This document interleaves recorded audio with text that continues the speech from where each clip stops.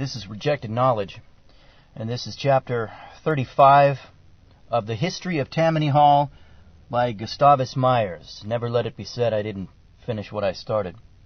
Chapter 35, Chief Murphy's Leadership, Further Details, 1912 to 1913. Mayor Gaynor was by no means pliable to Tammany purposes. He both asserted and exercised his independence of Chief Murphy. But although great powers were centralized in his office, there were nevertheless numbers of Tammany men in the various departments and bureaus and courts. Of the 85,000 regular employees of New York City in 1912, including 10,118 policemen and 4,346 firemen, many of them were Tammany men, the larger number of them occupying subordinate positions. The entire city payroll at this time aggregated about $89 million, an average outlay of $7,500,000 a month for salaries and wages alone. The city budget for 1913 was $190,411,000. Despite the appointment of successive police commissioners, there had been 8 within 11 years, to remedy matters in the police department, the state of affairs in that department was still a fruitful cause of scandal. This continuing scandal was brought to a vivid climax by a murder, the deliberate audacity of which horrified and aroused the people of the city. On April 15, 1912, Police Lieutenant Charles Becker went, at the head of his quote-unquote raiding squad, to the gambling house of Herman Rosenthal on West 45th Street. On July 11, 1912, Rosenthal went to the West Side Police Court to protest against the quote-unquote oppression of the police in stationing a uniformed man constantly on duty in his house. Shortly thereafter, Rosenthal made an affidavit, which was published in the New York World on July 14, 1912, swearing that Police Lieutenant Becker had been his partner in the operation of the gambling house and had made the raid for certain personal purposes hereafter explained. If at this time a Tammany district attorney had been in office, the results might not have been fatal to Rosenthal. But the district attorney, Charles S. Whitman, was an official noted for his excellent record.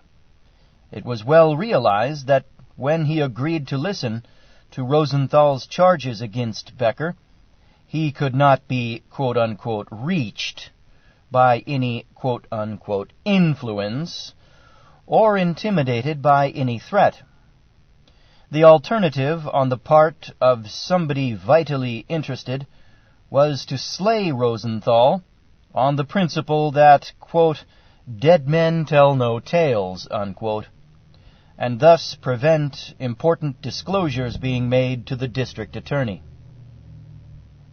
At 2 o'clock in the morning of July 16, 1912, Rosenthal was summoned out of the doorway of the Hotel Metropole at Broadway and 43rd Street and shot to death by 4 quote-unquote gunmen from within an automobile, which immediately after the shooting sped away with the murderers.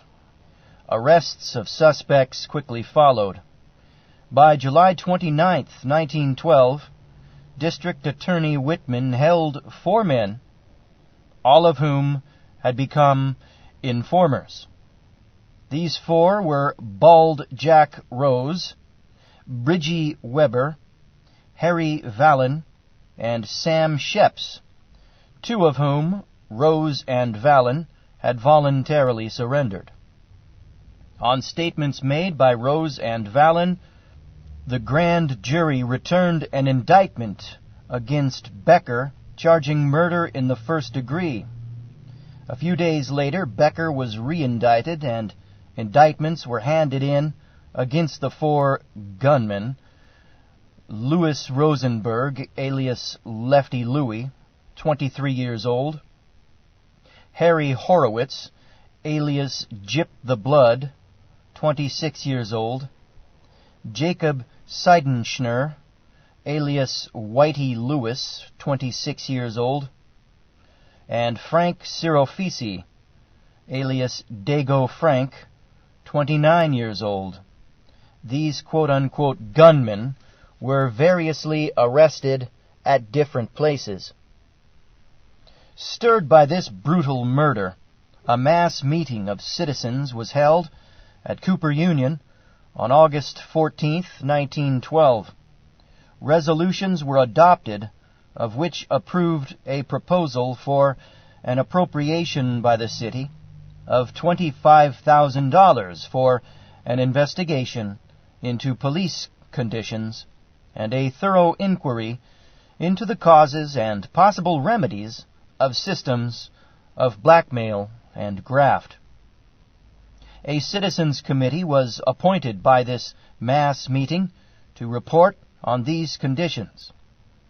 Of the police force, this committee reported on February 26, 1913, that, quote, "The corruption is so ingrained that the man of ordinary decent character entering the force and not possessed of extraordinary moral fiber may easily succumb.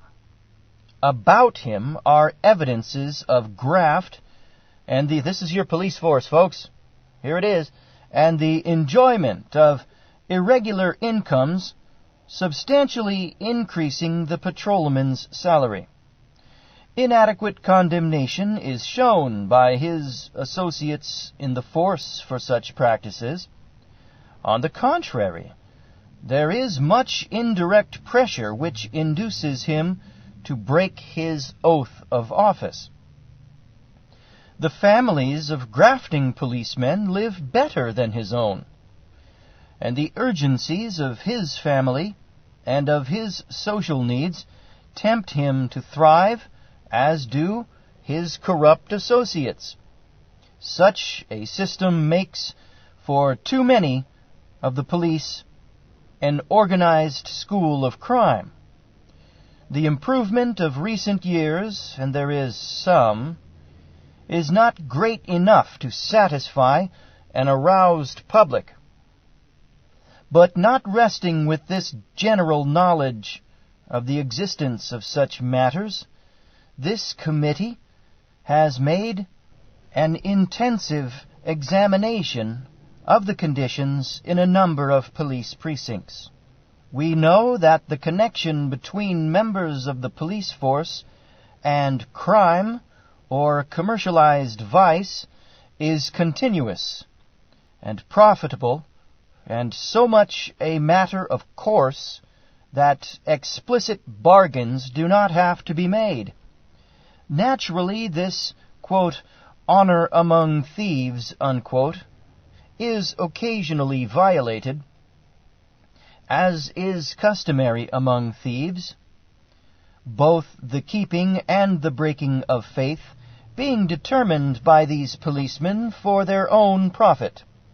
Well knowing this police system, grand juries will not, on police testimony, indict violators of the law, lest they, the grand juries, be lending themselves to police persecution of a selected criminal who had refused tribute, and so be helping the police quote-unquote system. For the same reason, petit juries will acquit, and judges will discharge, and crime increases and goes unpunished, while honest policemen are discredited and discouraged. They just described our entire nation, folks. Nowadays, it's not just this police force here. Continuing. Evil thus breeds new maggots of evil. Hear, hear. Well said. That's today. That's nowadays. The sums collected by the police excite the greed of certain politicians. They demand their shares, and in their turn, they protect the criminal breaches of the law and the police in corruption. The presence of politics brings strength and complexity to the system and makes it harder to break up. The city, we believe, is convinced that it is time for more radical efforts at improvement." Unquote. A committee of the Board of Aldermen, appointed to inquire into matters connected with the police department, held 80 public sessions, took 4,800 pages of testimony and records, handed in certain conclusions, and made recommendations for further laws. Quote, "We have received shocking evidence of a widespread corrupt alliance between the police and gamblers and disorderly housekeepers." Unquote. This committee reported in part. During the same time, District Attorney Whitman was vigorously prosecuting public offenders. In a single year, 4 police inspectors were convicted of conspiracy and were also under indictment for bribery. Hear that, folks? Conspiracy. And it was in theory. 1 police captain was convicted of extortion. 1 lieutenant was convicted of extortion. 1 patrolman of perjury. And 2 patrolmen were convicted of extortion. In addition, there were various indictments of patrolmen for extortion. Of the convicted, the captain and 1 patrolman confessed. An attorney and a citizen indicted for bribery in connection with police matters also confessed. To return to the trials for the murder of Rosenthal. At Becker's trial, Rose testified that his connection with Becker had begun in 1911 after a quote-unquote raid on a gambling house kept by him, Rose, on 2nd Avenue. That the levying of tribute on quote-unquote unrated gamblers was systematized. That Rosenthal was brought under this system of quote-unquote protection. That Rosenthal and Becker had become partners. And that Rosenthal, in March 1912, had refused to quote-unquote give up $500 for the defense of Becker's press agent, who was charged with the killing of a Negro in a quote-unquote raid on a crap game. According further to Rose's testimony, this refusal brought on strained relations between Becker and Rosenthal, and that after the quote-unquote raid on Rosenthal's gambling house on April 15, 1912, when Rosenthal threatened quote-unquote to squeal, Becker began to plan for the quote-unquote fixing of Rosenthal. In June 1912, so Rose testified, when Big Jack Zelig, an East Side gang leader, was in the city prison, the plan was determined upon of negotiating with him that, in exchange for his release, some of his quote-unquote gunmen should quote-unquote attend to Rosenthal. The 4 quote-unquote gunmen arrested, Rose swore, were the tools that committed the murder, and he, Rose, had acted as Becker's agent in arranging matters with them.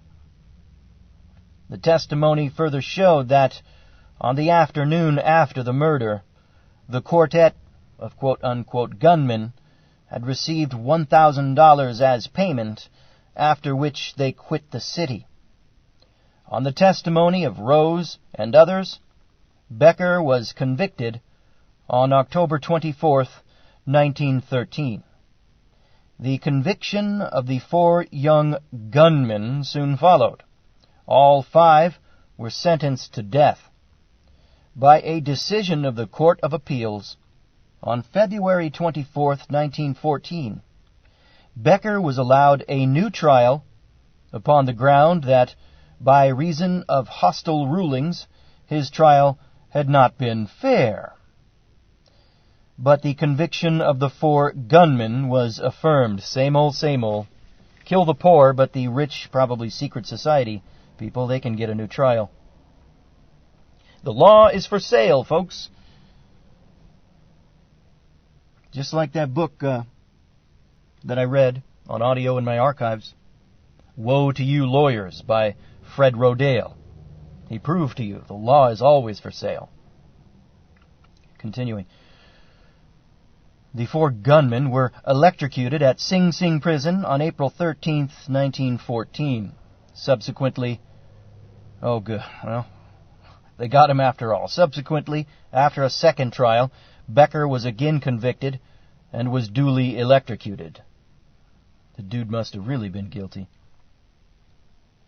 Another source of quick-ripening trouble to Tammany Hall, turning large numbers of voters against its chief, Mr. Murphy, and against the whole system of the quote-unquote organization, was the summary manner in which it impeached and disposed of Governor William Sulzer. Mr. Sulzer had been a member of Tammany Hall for 25 years, and had always been pushed into office by Tammany since the time when, as a young man, he had been one of Mr. Croker's protégés. Elected to the New York State Assembly, he had been made its Speaker at a youthful age.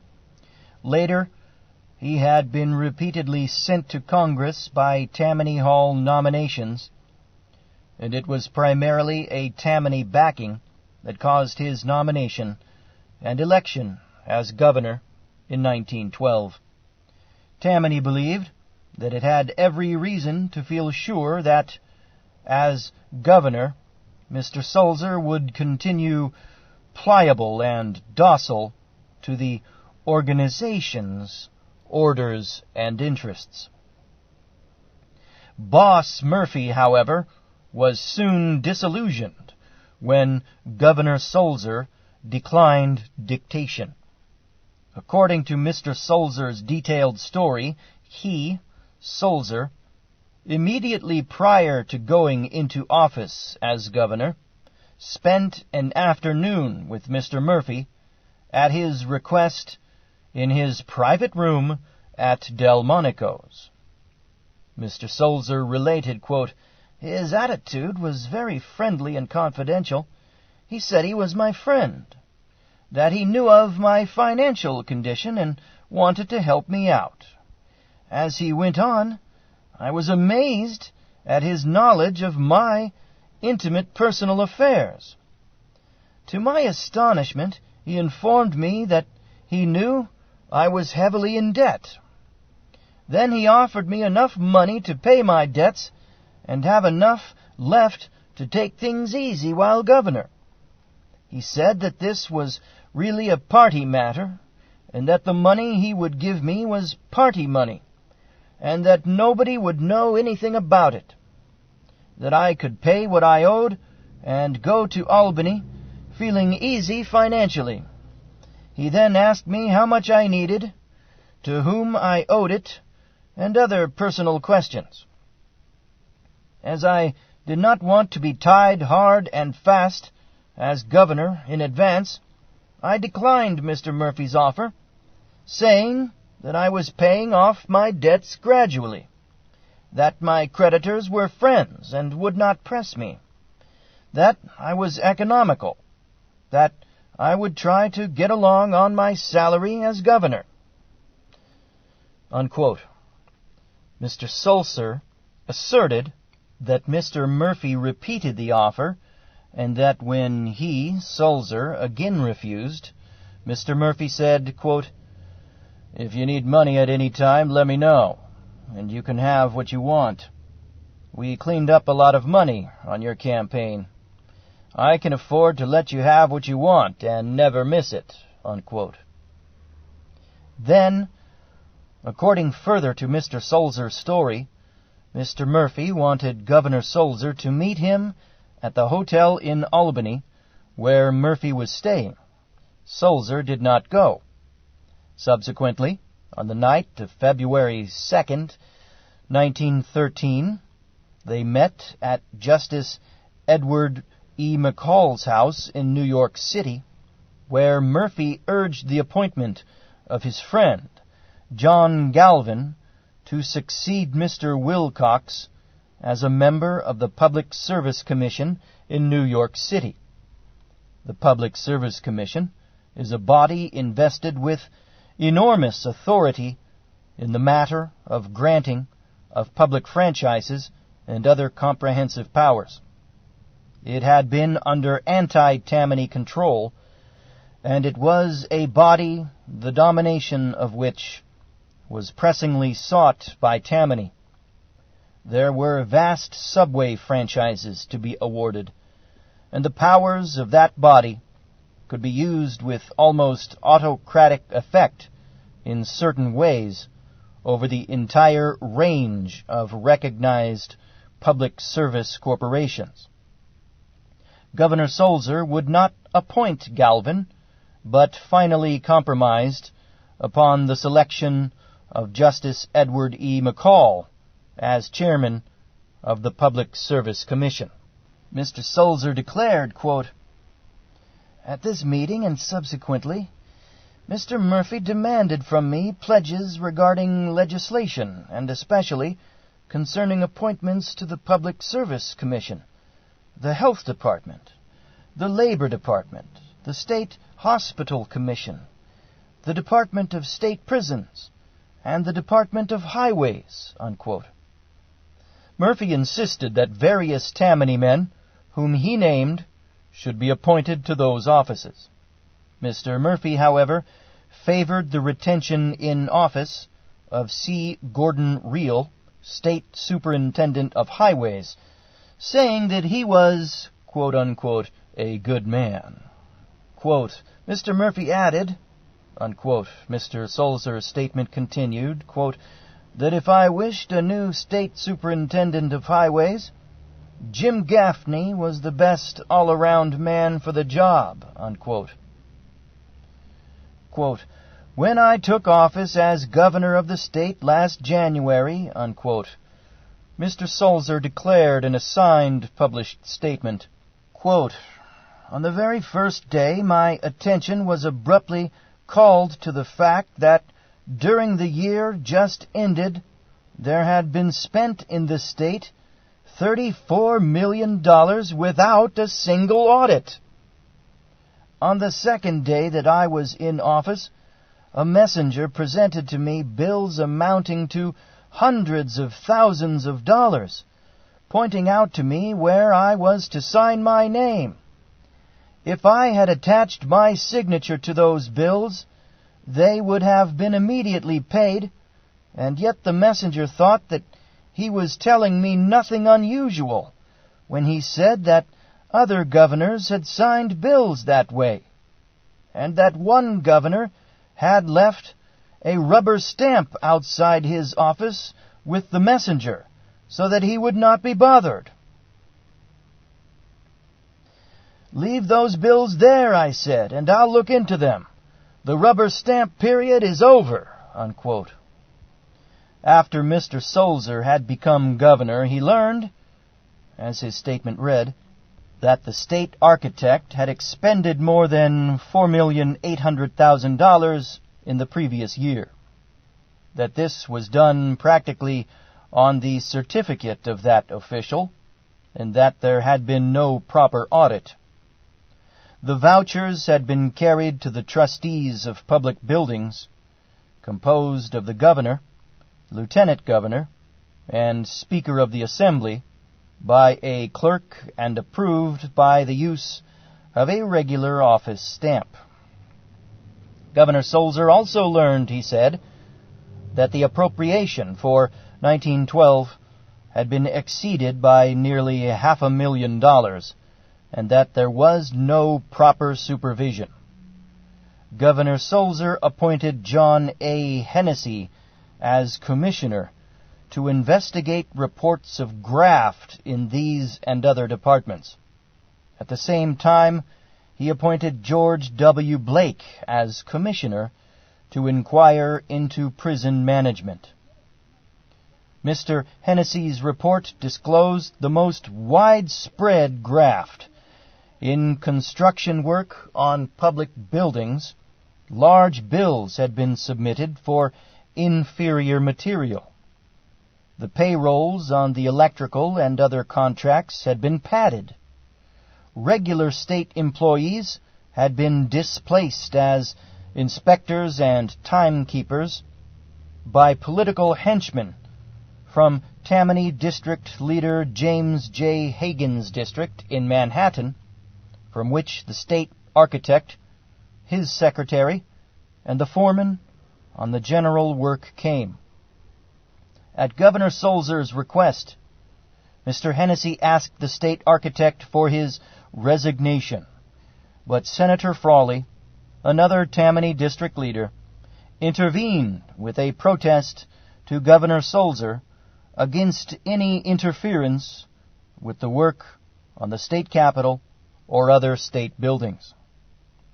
Mr. Sulzer's narrative went on, quote, "I sent for Hennessy, who in my presence related to Senator Frawley the main facts in the case, but Frawley still persisted that nothing should be done with the state architect's office, at least until there had been further consideration of the case. I told Hennessy to return to the state architect, Mr. Hoofer, and insist upon his resignation. What happened between these two men I can only tell from Hennessy's recital to me. Hoofer told him that he, Hoofer, was not a free agent, that he had no control over his deputies, that he had no control over his secretary, nor did he have any control over the men who checked up the work. He, Hoofer, said they were all appointed through Tammany Hall. Hoofer said he wanted to consult somebody in New York. When I held the phone, I told Hennessy to ask Hoofer the name of the man, and Hennessy responded that Hoofer wanted an opportunity to see Charles F. Murphy and explain certain things." Unquote. Governor Sulzer allowed a few days' delay. Shortly before the time limit that Governor Sulzer had set for Hoofer's resignation, quote, "John H. Delaney came to see me," unquote, Mr. Sulzer's story went on, quote, "and said that he had been talking to the chief over the phone, and that Mr. Murphy wanted Hoofer's resignation to go over until such time as he could discuss the case with me," unquote. A little later, quote, "Senator Wagner, Senator Frawley, and John Delaney came into the executive chamber and informed me that Murphy was insistent that nothing should be done in the case of Hoofer during that week, and it was a subject that would have to be discussed with the organization." Unquote. Upon Governor Sulzer's demand that he resign or be immediately removed, Mr. Hoofer wrote his resignation. The next official removed by Governor Sulzer was C. Gordon Reel, State Superintendent of Highways, following Commissioner Hennessy's investigation and the disclosures of extensive graft in highway contracts in a large number of counties. The amount of this graft has been variously estimated at from $5 million to $9 million. That the system of plundering the state in the building of roads was no fiction was shown later in the large number of indictments, followed by many convictions, handed down against politico contractors and state employees in New York State. In the most important of the indictments found by the Suffolk County Grand Jury on January 22nd, 1914, the Grand Jury charged grand larceny and conspiracy in the construction of a so-called, quote, cementitious Hudson River gravel road, unquote, the specifications of which designated a material absolutely controlled by Henry Steers of the contracting firm of Bradley, Gaffney, and Steers, commonly known as the Tammany Trust. During an investigation conducted by James W. Osborne in behalf of New York State, the testimony on February 17, 1914, indicated that State Superintendent of Highways Reel ordered the use of a patented road for roadways and caused the specifications to be changed so as to favor the Gaffney Bradley Steers Company, which controlled this particular patented pavement. And when Mr. Sulzer testified on February 29, 1914, before the Assembly Graft Hunt Investigating Committee, he said that an average of 30% of the money paid for those state roads, which had been investigated by Mr. Hennessy, went into the contract, and that 70% went into the pockets of politicians and contractors. Mr. Sulzer asserted that about $9 million had been stolen in 1912. According to Mr. Sulzer, Mr. Reel's appointment as State Commissioner of Highways had been Mr. Murphy's, quote, personal selection, unquote. When Governor Sulzer's attitude indicated Reel's removal, Mr. Murphy, so Sulzer stated, pressed forward the appointment of Jim Gaffney to succeed Reel. Quote, Mr. Murphy demanded the appointment of Gaffney, and still later a prominent New Yorker came to me in the Executive Mansion, bringing the message from Mr. Murphy that it was Gaffney or war. I declined to appoint Gaffney. This is the Gaffney who, only a few months afterwards, on September 4th, 1913, in undisputed testimony before the Supreme Court of New York, was shown to have demanded and received $30,000 in money, refusing to take a check, from one of the aqueduct contractors, nominally for advice. This is the man who Mr. Murphy demanded should be put in a position where he would superintend and control the spending of 65 millions of the money of the state in road contracts, unquote. Mr. Sulzer here referred to the testimony of Harry B. Hanger, aqueduct contractor, who swore that he paid Mr. Gaffney $30,000 for expert advice on the labor situation, unquote, on one contract, and $10,000 for the same services on another contract. Mr. Gaffney later, on March 20th, 1914, himself testified before the special grand jury in New York City as to this transaction. It was the same Mr. Gaffney, too, whose name was involved in the award of contract number 22 for the Catskill Aqueduct. This contract was awarded on March 19, 1909, over two lower bidders to Patterson and Company, a firm of no great capital or experience.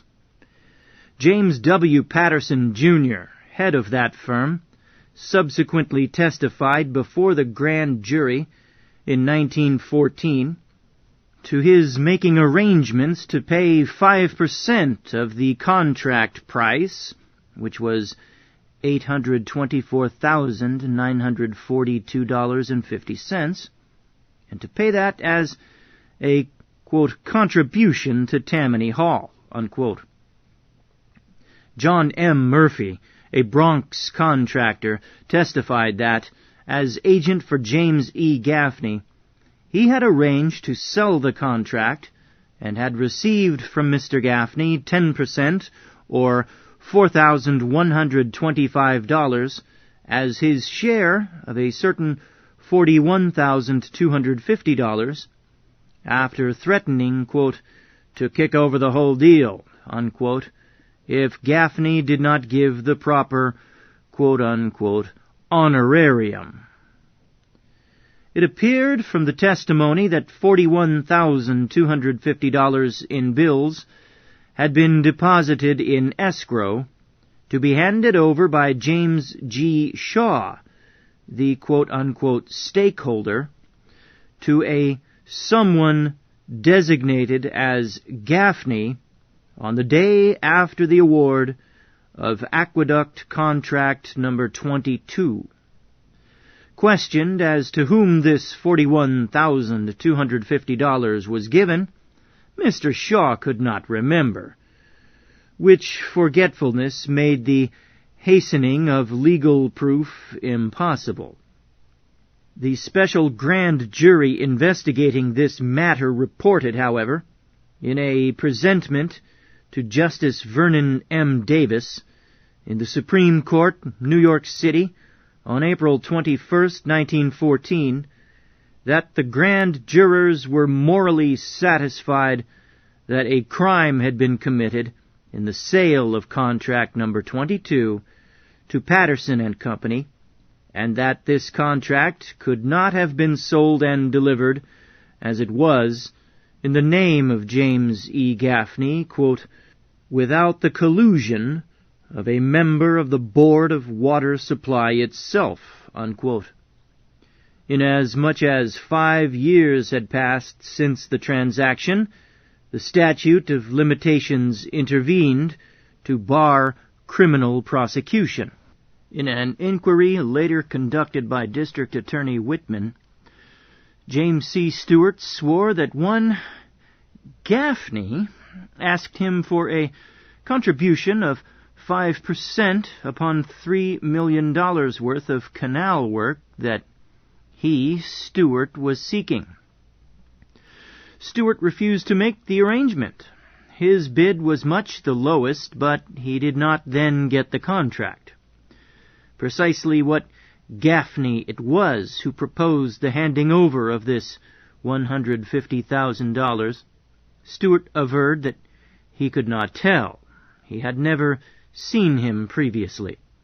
When, on January 30th, 1914, District Attorney Whitman brought Stewart and James E. Gaffney face to face, Stewart said that he could not identify Mr. Gaffney as the man who demanded the $150,000. During the course of this same inquiry, Mr. Sulzer testified on January 21st, 1914, that on learning that Stewart was to be denied the contracts, he telegraphed on December 18th, 1912, to the Canal Board asking it to defer action until he could consult with its members. Whereupon John H. Delaney came to him and excitedly said, quote, "My God, Congressman, what have you done? It angered the chief more than anything else I have ever known. The chief is wild," unquote. The chief, otherwise Charles F. Murphy, demanded an interview with the governor-elect at once. In this interview, which was held at Delmonico's, Mr. Sulzer quoted Mr. Murphy as saying to him, quote, "Why did you send that telegram to the Canal Board? You have no right to butt in on things that don't concern you. I'm attending to that matter, and I want you to keep your hands off. If you are going to begin this way, I can see now where you will end as governor.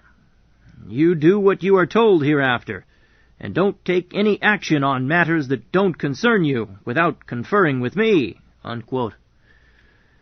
When Mr. Sulzer said he was going to be governor, Mr. Murphy, so Sulzer testified, replied, quote, "So, that is the way you understand it. Well, if you go along that line, I can see where you will end up damned quick. You are going to be governor? Like hell you are," unquote. Mr. Sulzer further testified at this hearing that on the evening of March 3, 1913, at a luncheon in Washington, he told Senator O'Gorman that Mr. Murphy was putting the screws on him and bringing to bear all the influence he could to have James E. Gaffney appointed Commissioner of Highways, and that Senator O'Gorman had said, "Governor, if you appoint Jim Gaffney Commissioner of Highways, it will be a disgrace to the state of New York, and it will ruin your political career as the governor. Don't you know that Gaffney is Murphy's chief bagman? Don't you know he is the man Murphy sends out to hold up the contractors? Don't you know he is the man that held up my client, James G. Stewart, for over $100,000, and he would have got away with it if Stewart had not come to me, and if I had not gone to Murphy and read the Riot Act, telling him that I would not stand for that kind of politics, that he had to stop Gaffney, and that if he didn't stop Gaffney, so far as my client was concerned, I would expose him." Subsequently, Mr. Sulzer met Mr. Murphy several times, and was importuned, so he testified, to appoint Mr. Gaffney. When Sulzer replied that it was impossible, Mr. Murphy announced, "Well, it's Gaffney or war." Mr. Sulzer's testimony went on, quote, "At this conversation, one of the things Mr. Murphy said to me was, 'If you don't do this, I will wreck your administration.' It was not the first time he had threatened me, and I answered, 'I am the governor, and I am going to be the governor.' He said, 'You may be the governor, but I have got the legislature, and the legislature controls the governor, and if you don't do what I tell you to do, I will throw you out of office," unquote. After Governor Sulzer had removed Reel, Mr. Murphy was still pressing Gaffney's appointment. Of the inquiries into graft carried on by George W. Blake and John W. Hennessy, Mr. Sulzer testified, quote, "Their reports staggered me, and believe me, it takes something to stagger me. There was graft everywhere, nor any man to stop it," unquote. Mr. Sulzer testified that Mr. Murphy had sought to hamper the graft exposure by causing to be cut off, for the first time in the state's history, he said, the governor's contingent fund, and he described how it became necessary to raise money by private subscription to enable the graft inquiry to be carried on. Quote, "I have been in office now for 6 months," unquote, Wrote Mr. Sulzer in a signed article later, quote, "And in that time I have learned enough to be able to say, without fear of contradiction, that in the past 3 years, $50 million of the people's money has been wasted or stolen," unquote. In a talk on March 18, 1913, with Mr. Murphy over appointments to the Supreme Court of New York State, the Tammany chief, so Mr. Sulzer related, quote, "threatened me with public disgrace unless I agreed to his program on legislative matters and appointments.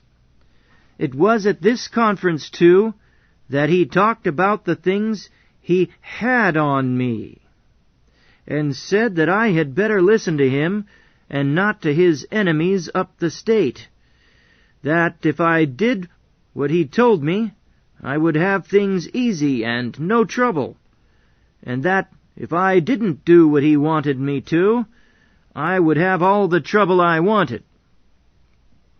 He was very insulting. Then I asked what he could do to destroy me, and he said, 'Never mind, you will find out in good time. Stand by the organization and you'll be all right. If you go against the organization, I will make your administration the laughing stock of the state.' It was at this time that he asked me to call off George Blake, the commissioner who was investigating the prisons. I told him that Blake was an efficient man, and that I was going to let him go on with his work.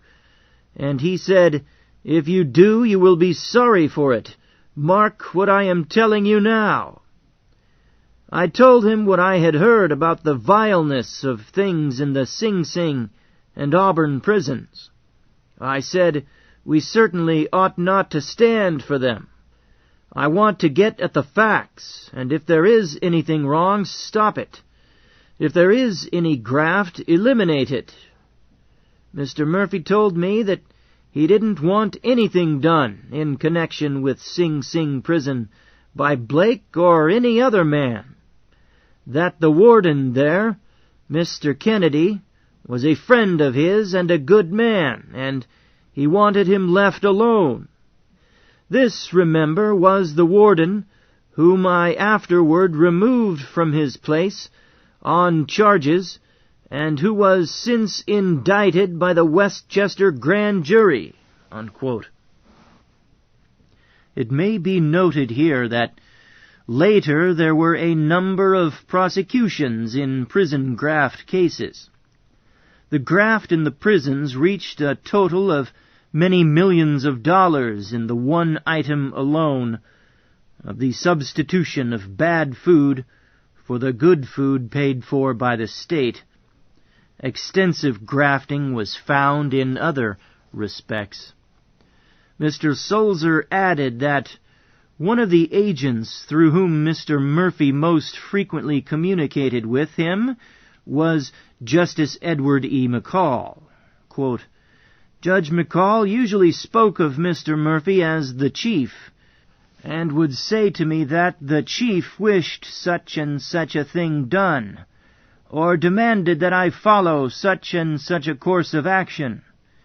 Every Tammany member of either house who approached me from day to day used the same language, saying that the chief demanded this or demanded that, or that the chief had telephoned to put through such a piece of legislation, or kill some other piece of legislation," unquote. Meanwhile, on March 10, 1913, reports of trouble between Governor Sulzer and Mr. Murphy had become public. When on this date Sulzer removed C. Gordon Reel as State Superintendent of Highways, it was reported in the newspapers that Murphy had asked Governor Sulzer to name James E. Gaffney, his partner in the contracting business, as Reel's successor. On the next day, Mr. Murphy hotly denied that he had asked Gaffney's appointment. From day to day further reports of estrangement were published. In a speech before the Democratic editors of the state on March 25th, Sulzer asserted, quote, "No man, no party, no organization can make me a rubber stamp. I am the governor. Let no man doubt that," unquote. It appeared that Mr. Murphy had the idea that Sulzer was at heart a progressive. It may be explained that the Progressive Party had polled a large vote and was recognized as a powerful political factor. It was on the night of April 13th, 1913, that Governor Sulzer, according to his interview published later in the New York Evening Mail, held his final interview with Mr. Murphy.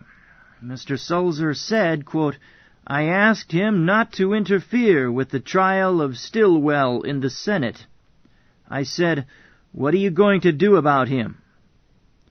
'Stand by him, of course,' replied Mr. Murphy. 'Stilwell will be acquitted. It will only be a 3-day wonder. How do you expect a senator to live on $1,500 a year? That is only chicken feed.' Before we parted that night, I warned Mr. Murphy that he could wreck the party and accomplish his own destruction if he persisted in shielding grafters and violating platform pledges.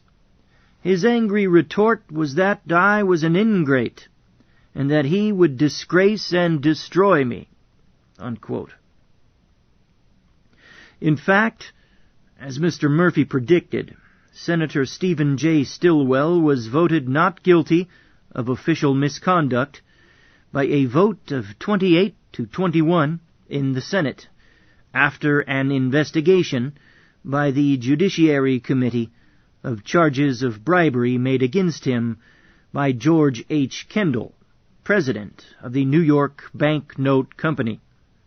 But subsequently Stilwell was indicted in New York County, convicted of bribery, upon substantially the same evidence as that upon which a majority of his colleagues in the state Senate had acquitted him, and he was sentenced to a 2-year term in prison. Replying later to Mr. Sulzer's charges, Mr. Murphy definitely denied that he had ever recommended the appointment of James E. Gaffney as Highways Commissioner, that he ever mentioned Gaffney's name to Governor Sulzer for any office. He emphatically denied that he had ever made the threats that Sulzer attributed to him, or that he ever sent for Mr. Sulzer to come and see him. Mr. Murphy asserted that he never saw Sulzer alone after he became governor, quote, "because I knew he'd do just what he has done, perjure himself," unquote. In April 13th, Governor Sulzer pushed his direct primary bill, and Tammany members of the legislature decided, in retaliation, to defeat all bills favored by him and to hold up all of his appointments. On April 24th, 1913, Tammany legislators were stirred to anger by his veto of a direct primary bill that they had concocted. A few days later, they overwhelmingly voted down his direct primary bill. More retaliation followed on both sides. It was during this time, in May 1913, that the New York World published specific charges that, in return for a promise made 2 years previously to get a lucrative post for J.A. Connolly, a personal friend, Justice Caholen, Murphy's legal and political advisor, had taken a note from Connolly for $4,000. This promise, it was charged, had not been kept. There were, it was also charged, back of this note, a series of transactions in the years 1904 to 1906 between Connolly and Caholen involving the payment of various sums amounting to $3,940.55. Connolly claimed that Caholen had demanded and obtained from him 55% of the net profits on all city work that was given to Connolly's firm by means of Caholen's influence. Connolly further claimed that the payments to Caholen were calculated on this basis, and that their friendship ceased when Caholen demanded $1,500 more than Connolly reckoned was due him. Threatened with an action at law, Caholen surrendered the $4,000 note to Connolly's attorney. These charges were investigated by the Grievance Committee of the Bar Association. The report of that committee confirmed every charge made. Refusing to recognize the jurisdiction of the Bar Association, Justice Caholen requested Governor Sulzer to have the charges passed upon by the legislature.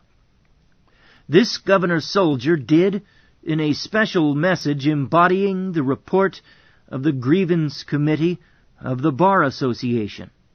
The legislature ordered a trial before the Joint Judiciary Committee. Justice Caholen admitted on the witness stand that he had made a great mistake in his dealings with Connolly, and that the money he had paid to Connolly was blackmail given in the hope of hushing up the affair for the good of his party. William D. Guthrie, representing the Bar Association, reviewed the case in detail and demanded Justice Caholen's removal. The Joint Judiciary Committee's report recommended that the case against Justice Caholen be dismissed, which report was upheld by a majority vote of the legislature. Opponents of Tammany pointed out that this was a characteristic action from a legislature dominated by Tammany influences.